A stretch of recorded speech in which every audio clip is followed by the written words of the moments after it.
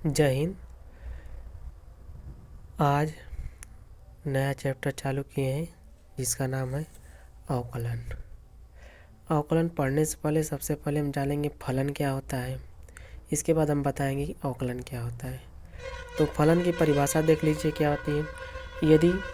यदि कोई राशि y किसी अन्य राशि x पर निर्भर करता है तो हम कहते हैं कि y x का फलन है।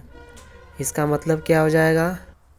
इसका मतलब यह है कि, और एक चीज़ पहले इससे पहले जान लीजिए, इसे y बराबर एफ एक्स से प्रदर्शित करते हैं। इसका मतलब क्या होगा? यदि कोई राशि y है, ठीक है ना, किसी अन्य राशि x पर निर्भर करता है तो हम उसको क्या बोलेंगे? जो y होगा x का क्या कहलाएगा? एक फलन कहलाएगा। इसका मतलब अगर मान लीजिए आपको फलन दिया है y बराबर एफ एक्स, मतलब y चाहे लिखो चाहे एफ एक्स लिखो, मतलब क्या होता है? फलन होता है। अगर कोई आपको फलन दे दिए एक्स स्क्वायर माइनस 3, ठीक है ना, अब x का मान रखते जाइए, y का मान अलग अलग आएगा, ठीक है ना। x का मान रखते जाइए, y का मान क्या आ जाए? अलग अलग आएगा। इस एग्जाम्पल के माध्यम से हम देखेंगे कि x बराबर यदि हम 1 रखेंगे तो 1 का स्क्वायर माइनस 3, 1 का स्क्वायर करेंगे 1 आएगा, इसमें से माइनस 3 करेंगे बराबर कितना आएगा? -2, ठीक है। तो y बराबर कितना आएगा? -2। मतलब x का मान 1 रखने पर y का मान कितना है? -2। तो इसका मतलब क्या होगा? परिभाषा में फिर चलेंगे। यदि कोई राशि y है किसी अन्य राशि x पर निर्भर करता है, यह देखिए y क्या है? कोई राशि है, यह x पर निर्भर करता है, मतलब x का मान बदलते जाइए, y का मान क्या होगा? बदलता रहता है। इसी को हम क्या कहते हैं? y x का क्या कहलाता है? फलन कहलाता है। अब ले लीजिए इधर, जब x बराबर 2 रख लेते हैं तो y का मान देखिए कितना आया? 4 आया, सॉरी 1 आया है, ठीक। अगर हम दूसरा का एग्जाम्पल ले लेते हैं, y बराबर x square plus x plus 1, यहाँ पर रखिए y का मान 1 रखिए, सॉरी x का मान 1 रखिए, तो y का मान कितना निकल कर आएगा? 3 निकल कर आएगा। और वो x का मान 2 रखिए, y का मान कितना निकल कर आया है? 7 निकल कर आया है। इसी प्रकार x का मान कुछ भी रखते रहिए, y का मान क्या होता है? बदलता रहता है। इसी को हम क्या कहते हैं? फलन कहते हैं। और एक चीज़ याद रखिएगा, y ये जो फलन होता है डिनोट करते हैं y बराबर एफ एक्स से। अब हम बात करते हैं आगे अवकलन के बारे में। अवकलन की पहले परिभाषा जानते हैं। किसी चर राशि का किसी अन्य चर राशि के सापेक्ष तत्कालिक बदलाव को अवकलन कहते हैं। तत्कालिक बदलाव मतलब तुरंत हो जाए बदलाव। इसका मतलब क्या हुआ? किसी चर राशि, अगर मान लीजिए चर राशि क्या है? y है, ठीक है ना, के सापेक्ष मान लेते हैं x, इसके सापेक्ष यह कोई राशि है, x के सापेक्ष जो y में बदलाव होगा उसी को हम क्या कहते हैं? अवकलन कहते हैं। एनी टाइम याद रखिएगा, जो अवकलन होता है इसको डिनोट करते हैं dy/dx से, ठीक है।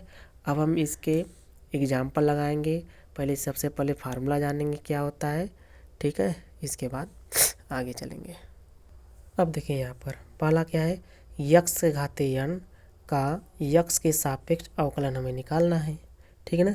तो मतलब ये क्या होगा? d/dx, ये याद रखिएगा एनी टाइम, d/dx होगा या थीटा होगा या t आ सकता है। तो यहाँ पर उसी के सापेक्ष क्या होता है? हर समय अवकलन होता है। इसका मतलब ये अवकलन है। अब हमें अवकलन करना है x घाते n, मतलब x का कोई भी घात हो उसका जब भी अवकलन करेंगे तो घात आगे आ जाएगा, घात में से क्या हो जाएगा? कम हो जाएगा। जैसे एग्जाम्पल हम देखते हैं, देखिए यहाँ पर क्या लिखा है?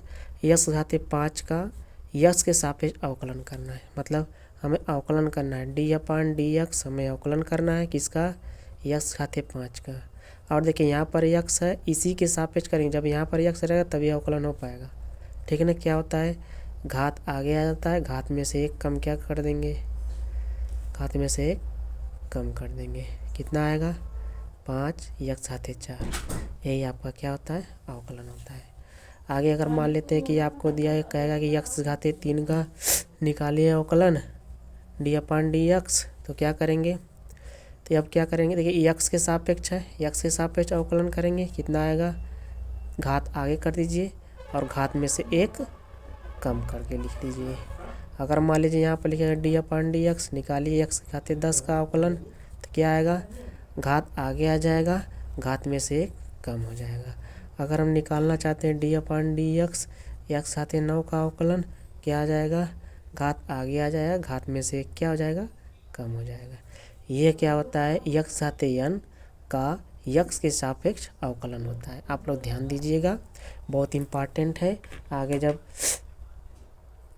सीमा और लिमिट कंटिन्यूटी पढ़ेंगे तो इसका बहुत ज़्यादा यूज होगा, यह फार्मूला याद रखिएगा, ठीक है ना। और एग्जांपल देख लेते हैं। अगर हम लेते हैं d/dx, हम ये देखिए अवकलन कर रहे हैं किसका, अगर सपोज कर लें 10 घात मान लेते हैं 15 का अवकलन कर रहे हैं, ठीक है। तो क्या होगा, घात आगे आ जाएगा और घात में से 1 क्या हो जाएगा, कम करके लिख दीजिए। यह क्या होगा, यक्स के सापेक्ष यक्स घातीय 15 का अवकलन हो रहा है। कहने का मतलब यक्स घातीय n का यक्स के सापेक्ष अवकलन हो रहा है, ठीक है। और जान लीजिए, यह आगे देख लीजिए। अगर हमें करना है d/dx और √x का अवकलन करना हो तो क्या होगा, तो क्या करेंगे, पहले ये जो अंडर रूट होता है तो पहले इसको इस टाइप से लिखेंगे, d/dx यक्स घातीय 1/2 लिख दिए। अरे अंडर रूट का मतलब क्या होता है, 1/2 होता है, पावर 1/2 होता है। अब देखिए घात आगे आ जाएगा, कर लीजिए घात आगे, और घात में से 1 कम कर लीजिए, -1 कितना हो जाएगा, /2 x, इसका एलसीएम लेंगे कितना हो जाएगा, होगा इतना 1/2 x, इसमें से घटाएं कितना होगा, -1/2 होगा। अब देखिए ये माइनस है, या तो यहीं पर छोड़ दीजिए। अगर इसको और सॉल्व करना चाहते हैं 1/2 माइनस को नीचे ले आइए, कितना हो जाएगा, मतलब 1/2 प्लस में हो जाएगा इसका पावर। अभी हमने क्या बताया था कि अंडर रूट का मान क्या होता है, इसको किसी के पावर 1/2 लिखा है तो इसको रूट में लिख सकते हैं, तो क्या हो सकता है 1/2 √x। यह क्या हुआ, x के सापेक्ष √x का क्या हुआ, अवकलन हुआ। धन्यवाद, आप लोग बढ़िया से तैयारी करिए।